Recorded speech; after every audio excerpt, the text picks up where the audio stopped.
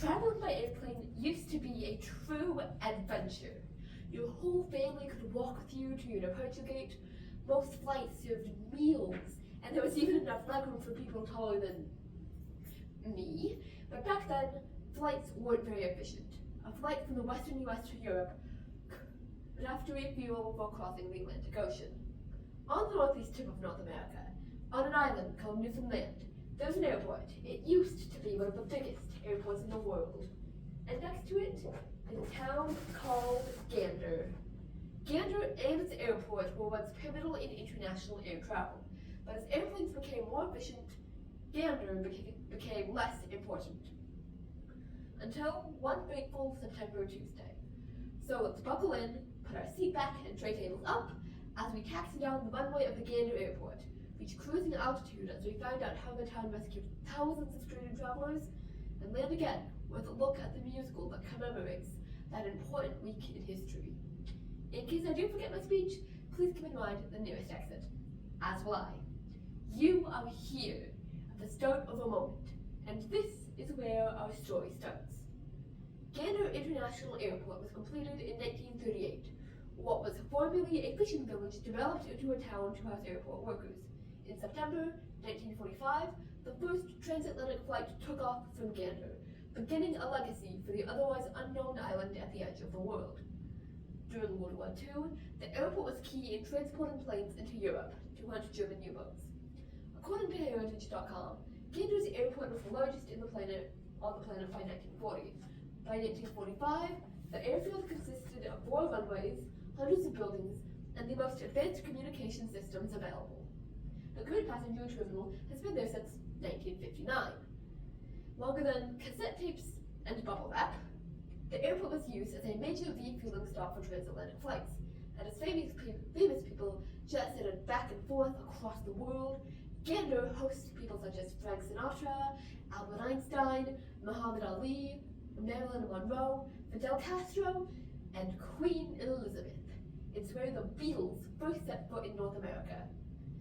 But even as they were doing so, planes with larger fuel tanks were being developed, and refueling became unnecessary. The 1960s began a decline of Gander Airport. By the turn of the 21st century, talk of demolishing the airport had begun, but the town never got around to it, resulting in a positive case of procrastination. Now that we've reached cruising altitude, let's look at Gander's importance during a crisis. On Tuesday, September 11th, 2001, terrorists flew planes into the Pentagon and World Trade Center in New York City. Another plane crashed in rural Pennsylvania. The U.S. responded by closing its airspace. More than 4,500 aircraft currently in U.S. airspace were told to land as quickly as possible, and hundreds of inbound flights were in dire need of a place to land as their fuel reserves dwindled. Canada's government received some 240 planes as they jumped into action. 38 went to Gander. After landing, passengers were not allowed to disembark until each plane had been cleared. No one knew if they might hold possible terrorist threats as well. Some who had flown in from Europe ended up spending more than 24 hours aboard until they were cleared to disembark. In the town of 10,000 people, Mayor Claude Elliott declared a state of emergency. Hotels were commandeered from pilots and flight crews. An article on the Canadian website reads, "The people of Gander gained an international reputation for gracious hospitality overnight."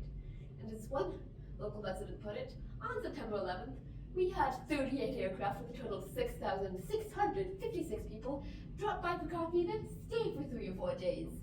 As passengers left the aircraft, they got on school buses to their lodgings, although the drivers were on strike. They had agreed to drive. Pharmacists spent hours on the phone with pharmacies across the world to fill prescriptions, since passengers couldn't retrieve their checked luggage. The local phone company set up dozens of phones, free of charge, so people could call their loved ones and reassure them they were safe. According to local TV reporter Ryan Musher, anything you asked for, it came right away. There was no, and you would get 6 times what you asked for. Tuesday turned into Wednesday, turned into Thursday, and the plane people were still there. As the days went on, complications arose, like what to do about food safety. The amount of food donated was far more than all the local refrigerated trucks or the local morgue could hold. Eventually, the hockey rink was converted into the world's largest walk-in refrigerator, and locals opened their homes so people could have a private shower or a quiet cup of tea.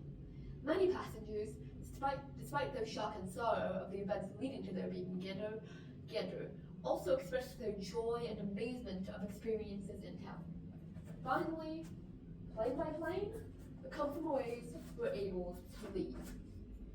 But as they were packing up, locals noticed that their visitors wanted to give them money. Visitors at one shelter donated over $5,000 to the facility that housed them. Gander Academy received over $27,000 in donations.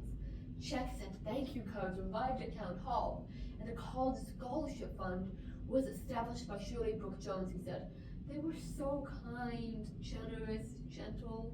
They wouldn't take any money from us. They just said, you would do the same." Since 2002, the fund has grown to nearly $1 million, and by 2018 had helped 228 students. The 10th anniversary of those 4 days, Gander received some of the steel from the World Trade Center, becoming one of a few places outside the US to host a memorial to the tragic events. Since Gander is such a great place, let's land there as we look at the Broadway musical that commemorates the people of Gander and the Comfortables. Canadian couple Irene Sankoff and David Hine were in their 20s, living in New York when the tragedy occurred. They were inspired by the many ways people came together in tragedy's wake. They later moved back to Canada, where they had a small, successful musical. When the Canada Council for the Arts offered grants in 2011, they applied for and received money to develop a musical about Gander and the events of 9/11. They arrived there for the 10th anniversary observance of the 4 days. The solemn occasion was also full of local folk music, heavily influenced by Irish music. They realized that their play had to be a musical. They'd already decided it would feature a small ensemble of group storytelling, and now they added a band with contemporary instruments and traditional Irish instruments. For nearly a month, they interviewed everyone who wanted to share their stories of that week in September 2001, including many of the plain people. They also experienced local hospitality in the same way the Comfortables had. With hundreds of hours of recordings, letters, and memorabilia, the challenge was to sort it into some kind of meaningful story. An early draft took over 100 pages before they got people off the planes. In 2012, the first reaction to what would eventually become Come From Away was more than encouraging. The play was presented in New York in late 2013, resulting in a long line of companies wanting to produce the show. But finally, the play debuted for real in La Jolla, California, May 2015. It is 100 minutes long with no intermission because the people of Gander didn't get a break. The stories of townspeople and Comfortables resonated with the audience. Nick and Diane falling in love. Bob, a black man from New York City, was stunned not having to guard his wallet or worry about prejudice. Kevin and Kevin, a gay couple who were worried about being out in a small town, but found nobody batted an eyelash. Hannah, frantically trying to get in touch with her son, a New York City firefighter. And Beverly Bass, the first female commercial airline pilot in the United States, and all of the locals who fed, housed, and comforted them. The audience didn't want to leave when it was over. After trials in other cities where it was equally well received, they took the show to where it really started, Gander.